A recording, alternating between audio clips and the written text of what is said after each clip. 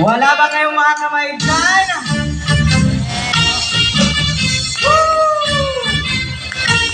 Yes! That was the Vice Governor of Eastern Samar. Tagitanay makusog na palakpakan. Anak Hangiwan, the Honorable Vice Governor Maricar Sison Gutisan. Usugan man ang iyagin ado. Anak gihapon Hangiwan, the Honorable Captain Handas Marinas Cavite. Ayan, we have Honorable Eli Gimbao Libot. Tagita nga wirahin marubo-dubo nga palakpakan. Ayan.